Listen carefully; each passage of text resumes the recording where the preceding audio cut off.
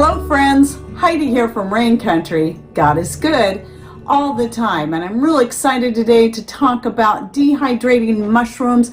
I'm going to be talking a little bit about the ones I have here. I'm not going to be going deep into their health benefits, but I'll be doing separate videos on at least the lion's mane and the turkey tail mushroom, so I can go more into depth on their health benefits. But today it's going to be more about dehydrating mushrooms, how to do it and how to use them and so on. So first let's get started by talking about where I got the mushrooms I have right now. Now these ones right here are turkey tail that we harvested on our other piece of property, and I plan to get more. We've got some growing on some old alder logs out there. I even have a little bit growing on one of the boxes that Patrick made out front for my carrots and whatever else I want to grow in there.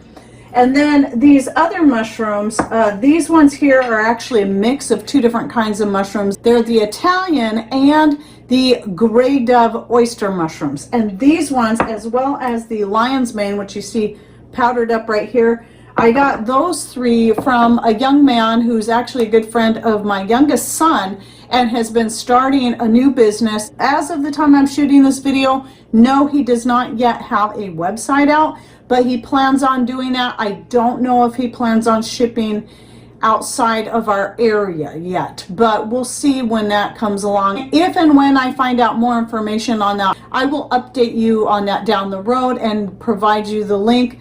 But for now, he is just selling locally, so he's growing them himself and he's selling them. So these are 3 of the current 5 varieties that he's growing. You might be wondering, where do I get some of these different types of mushrooms? Well, first of all, it's important to find out what grows in your area wild already. Like around here, we can actually get lion's mane that grows wild.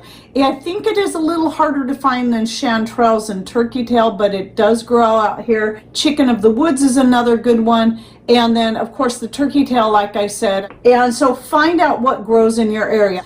And also to consider which ones you're wanting, either for the sake of culinary uses or for the sake of medicinal properties, or even both, such as the lion's mane is excellent for both culinary and medicinal. Do some hunting around and see if you can find, if you're on Facebook or any other kind of social media where you have maybe some local group pages, get in there and just put a post saying you're looking for someone who grows edible and medicinal mushrooms that you would like to purchase from. Or look into growing your own, which we're thinking of doing as well, at least with the lion's mane. Though I do want to continue to support Isaac as much as possible. His business is growing rapidly, and I think it might be harder and harder to get some from him because of that. So we're actually right now looking at growing our own lion's mane. Again, I'll cover that in future videos. So now let me talk about the dehydrating and why you might want to do that. So obviously, cooking up the mushrooms fresh is great and using them, but we know that in most cases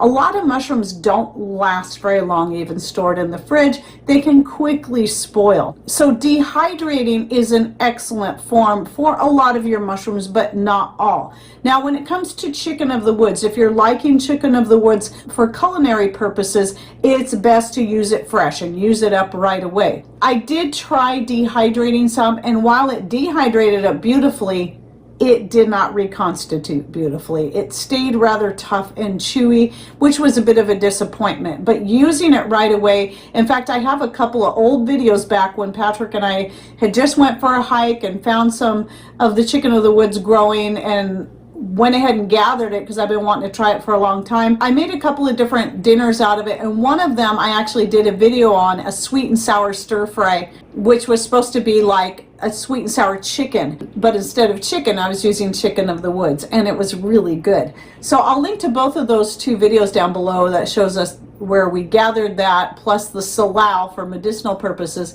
and the recipe I did using the chicken of the woods. So unless you plan on using the chicken of the woods in tea, then I don't recommend dehydrating it. The same is going to go with your turkey tail. It's a similar type of mushroom as your chicken of the woods. It tends to be very tough, so even dehydrated, you can powder it, but it's going to be harder to powder up than your lion's mane or even these other 2 mushrooms I have. So for me, my use for this is going to be more for teas by dehydrating it for its medicinal purposes, which is an excellent way to use it. So you're just going to take 2 or 3 of these, throw them in a pot of tea and let it brew for a little while. That's going to extract those benefits. Now I'll go over more of the uses of these once I go over how I dehydrate. So no matter what mushroom I'm dehydrating, I'm going to use the same methods. So it's simply slicing them up. I can either dehydrate them on the rack that Patrick built for my wood stove. On top of my wood stove, like shown here with chanterelle mushrooms, I dehydrated some years ago. But you want to be careful that you don't get it too hot. So you got to watch those lower trays or keep rotating them, or only dehydrate them on the top trays. Or you can do like I do most of it now, most anything I dehydrate now with the wood stove. I set the racks next to the wood stove. In fact, they're always right there next to the wood stove, so I can always just throw something on there and then dehydrate them. So that's one way to do it if you're looking at an off-grid method. And I'll link to the video I did on our multi-purpose drying rack and how it has many uses, and the video that Patrick shows how he built these out of old bed rails, if you're interested in that. But there's many other forms of off-grid dehydrators you can use. Now for these, I went ahead and used electric dehydrators. I used my Nesco on this. When we have a little more solar power coming in, I start to use the Nescos more. They're easier for me to move around than the Cosori, so I can move them to any of these solar outlets, be it inside the house on dark, wet days like today, or outside and plug into a solar outlet out there if it's a hot day and I don't want to add heat to the house. So that's something to consider, by the way. You know, if it gets really warm where you're at and you have electric dehydrators, consider finding protected areas outside to run those so you're not heating up the inside of your house. But anyway, the Nesco is the one I tend to use a lot for that, so that's what I dried those on. But other times of the year I would use my Cosori. Now you could see the Cosori I like because it has the stainless steel racks, but in either case, I use the 100% cotton cloths that I just cut out or rip out and put those over my trays. That's going to serve a few purposes. As with the plastic, it's going to help prevent so much plastic contamination in your food, whatever you're drying. But it also prevents, especially when you're talking about the lion's mane, little teeny tiny pieces from falling through, because lion's mane will crumble right up, especially because it has those little hairs on it. They look like hairs, but it's just the way the mushroom grows in these elongated form that makes it look like hair. Well, when you go to cut that up, those are little tiny pieces. So having a cloth is much better than those plastic mesh things that you can buy for your different dehydrators. Cloth is better, it's cheaper. You can usually just find some old cotton sheets, make sure they're good and clean, cut them to fit your trays, and they work perfectly, and they actually dry. I find stuff dries quicker using those than the mesh trays that you can get to go with your different dehydrators. Is it allows lots of airflow. This is one of the reasons why muslin 100% cotton sheets or whatever it is that you're using is important, because it's going to give you better airflow, and you're not getting the plastics like in nylon and microfibers and stuff that can get into your food and then contaminate it. So those two big important reasons why you want to go with natural fabrics like that. Whatever you can get the cheapest or is handy for you. So then the temperature, you're going to want to base that on what you're dehydrating. For the lion's mane, I would say 110 degrees could be sufficient. It dries up faster than all of them because it has a much spongier consistency, where your heavier mushrooms you might want to go up to 115. Now personally, I almost never go over 115 degrees no matter what dehydrator I'm using, because I'm really trying to preserve the nutrients and beneficial properties of whatever it is I'm dehydrating, and I don't want it to get too hot. I always elect to go for lower temps when it comes to that. Turkey tail, your chanterelles, your chicken of the woods, 115. You can go up to 125 with those and it will be fine. I just again, prefer to keep it at 115, especially when I'm using the Nesco with the plastic trays.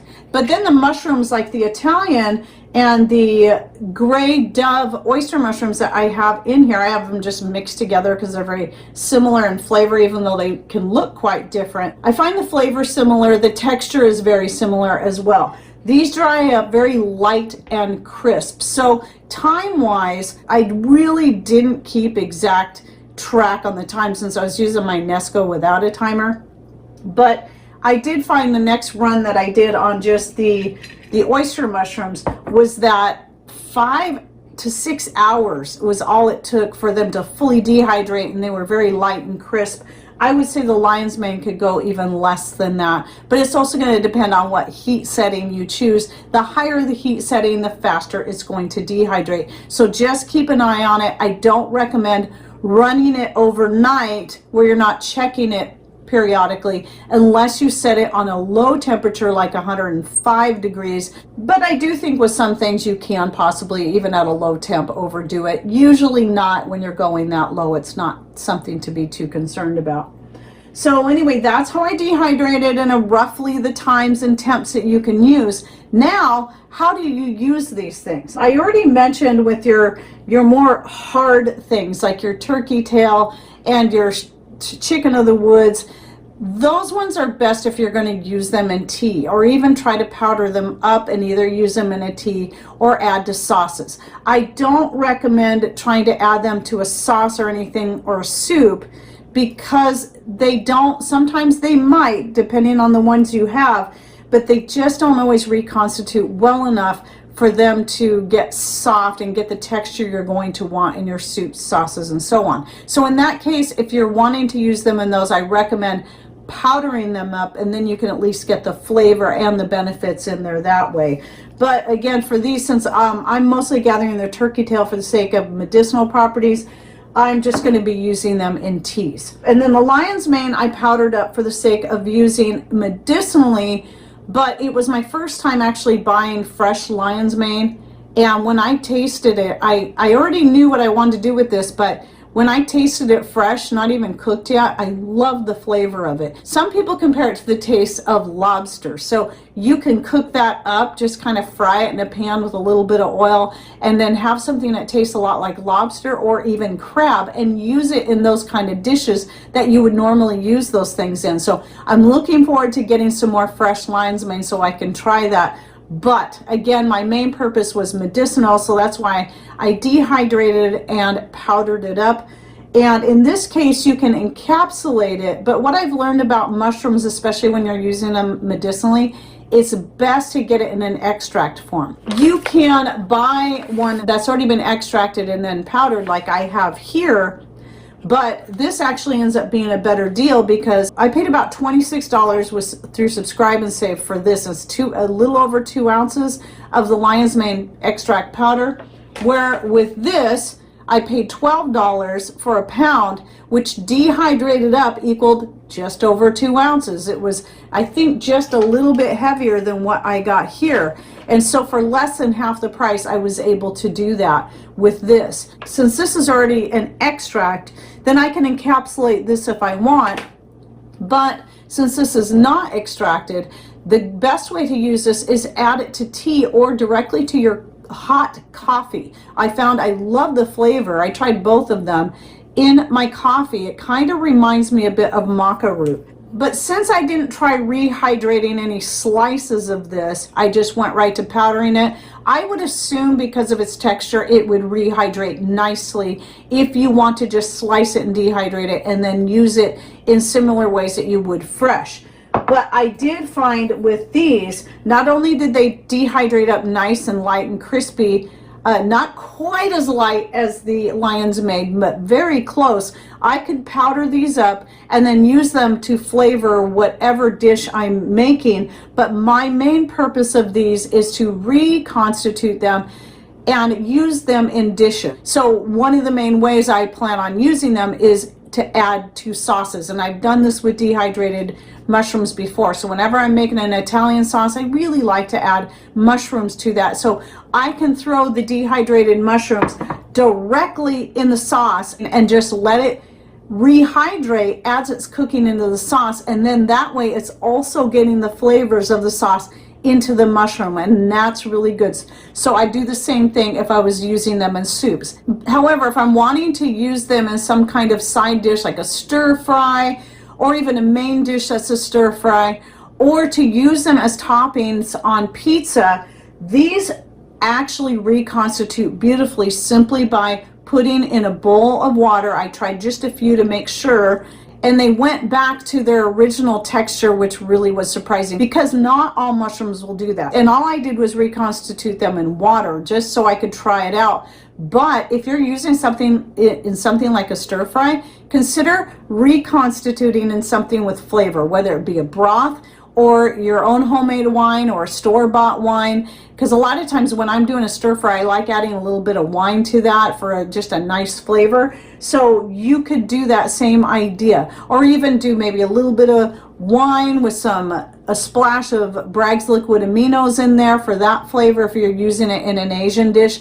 that would be excellent. Oh yes, the other thing I almost forgot, these would also be good if you soak them a little bit, and then you can use them in omelets or scramblers. I make scramblers over omelets. I like them better. They're easier to make. I don't have to worry about them not getting cooked in the middle. But this is something I would do is reconstitute them first and then toss them in with the peppers and onions when I go to saute them a little bit, and then add the eggs to that and then cook it up. And I haven't done that yet, but I know, because after trying to reconstitute them and then tasting them straight out of the water, how they turned out, I know that would be great in any of the things I mentioned. One other thing I wanted to say about the dehydrated mushrooms, at least with these in particular, the lion's mane, the two that I have mixed together here, is that even dehydrated, I tried them dehydrated, I tasted one of each. The lion's mane, the Italian, and the gray dove oyster mushrooms, tasted one of each, and they all held that nice flavor that they had when they were fresh. And I loved that. And then the same thing when I went to reconstitute it, still had that same flavor. Because you know how some things, when you dehydrate certain things, they tend to lose a flavor, or the flavor just changes. Well, this stays the same, which is excellent. So that tells me I can have lots of uses, and this is a way that I can put the mushrooms up for a long term, yes, long term, where I don't have to worry about them getting spoiled. Now, let's talk a little bit about storage. So I highly recommend, more than any other method, to vacuum seal into jars. Now, a lot of people who are new to this think, oh, I don't have all the equipment to vacuum seal. Well, when it comes to preserving anything, vacuum sealing is the easiest and cheapest thing to get into. But it can only be used on dried foods, anything that's dry. And this also applies to crackers, whether they be homemade or store-bought, noodles if you want, chocolate chips. I've done all these things, and even nuts. And no, I didn't dehydrate the nuts. I just vacuum seal them as is. Now, I've talked before about vacuum sealing in a separate video that I'll link to down below. Not everything you put up, if you have it with a tight fitting lid, an airtight lid, not everything needs to be vacuum sealed, but some things really do. So anything with fat in it the vacuum sealing is gonna prevent rancidity. And when you're talking about mushrooms like this, if you're wanting them to keep that light crispiness texture to them, yes, you need to vacuum seal, because no matter how tight you put that band on, and even with a canning lid, what's going to happen is these will turn stale and rubbery. And that's why I highly recommend vacuum sealing. So let me talk a little bit about the vacuum sealing process. There's a few different ways you can go about this. If you have a food saver or some other type of vacuum sealing machine where you do the bags or whatever, usually those are going to come with an accessory port that you would use with something like this. Now, Food Saver has their own special tops, and the price changes a lot, but rarely ever go over $25 for a set of two along with a accessory hose. But I've actually seen them for as low as 10 bucks. In fact, just today, the day I'm shooting this video, I saw that and was surprised. That's the lowest I've ever seen for a brand new set. What I'll do is go ahead and link to the set down below. Just be prepared, that price could be anywhere from $12 to $25. It changes all the time. I recommend making sure you get the full set so you have one of each, and the accessory hose, especially if you already have a Food Saver. Now what I use is I use a brake bleeder pump.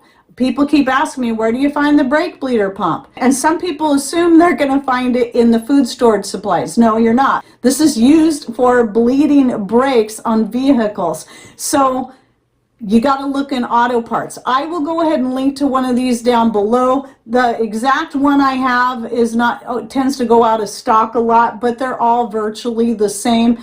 And there's various ways you can do that. You can take the accessory hose that comes with the tops, and you can cut off one of the ends, as long as you don't plan on using it with a food saver. If you do, cut it in the middle, because you can patch that back together. What I'll do is link you to a video where I go into more detail about that in the description box down below, how you can use it either way. But since I'm done with food saver and have been for a couple years now, I'm not concerned about that. So you can just cut off the one end, jam that hose, the food saver hose, because it's smaller, it's just the right dimension to jam up inside the brake bleeder pump hose, and then you can connect that into this port right here.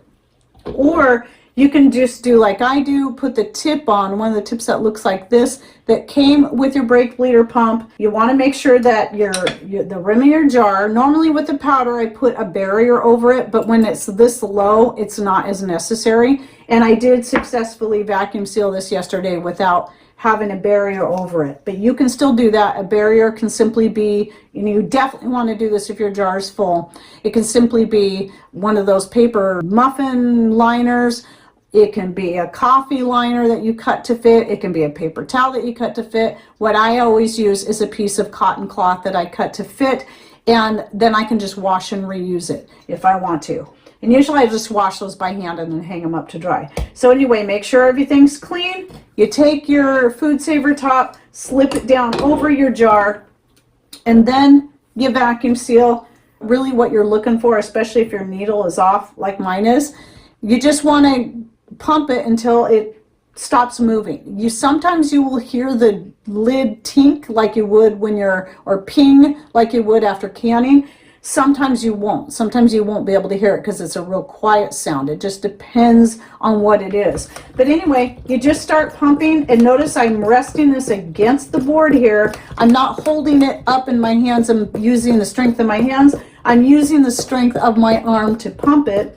And I know right there is actually good enough. The needle has stopped moving for the most part. And I pull that off, and then I check it to make sure it's sealed. And there we go. And that's going to keep that fresher that way, especially since the jar is not entirely full. But even with your powders or mushrooms like this, no matter how full it is, you have a lot of airspace in there. So yes, it's important to vacuum seal.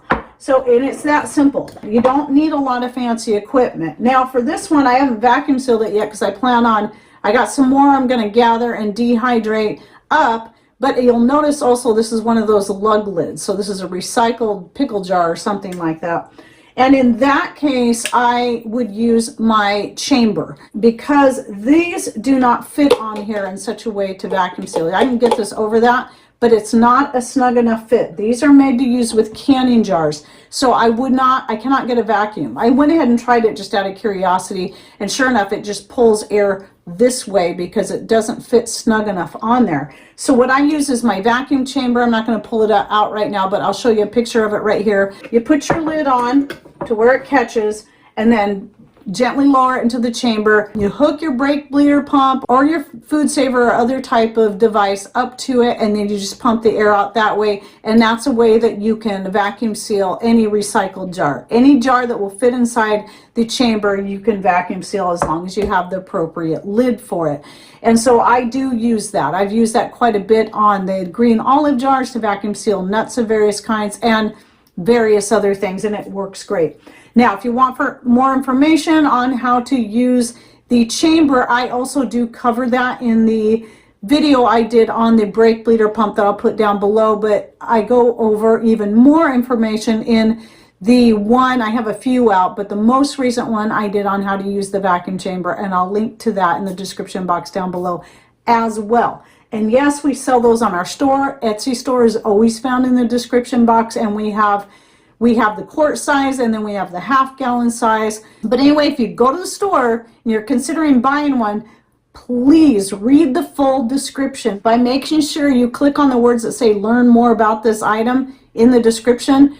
Read that before you purchase so you can decide best which one you want, so you know exactly what it does and doesn't come with and what's going to best suit you. And then one more thing, when you go to store these, just like with anything, whether it be canned foods, dried foods, it doesn't matter what it is, you don't have to put it in a freezer, but you can put it in your dry storage as long as the area stays cool, dry, and dark. That's always the best environment, cool, dry, and dark for any of your food storage, no matter what it is. And yes, these will last for years when stored that way. I can't put an exact year on that. It's never going to spoil as long as your jar stays sealed. Just like canned foods, as long as they stay sealed, they never spoil. The worst thing that happens is over time they're going to lose quality and some of their nutrient value, especially if they're exposed to light and heat.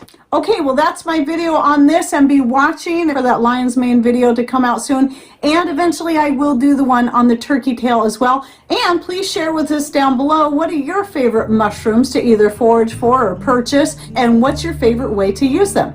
Okay, well thanks for watching, take care, and God bless.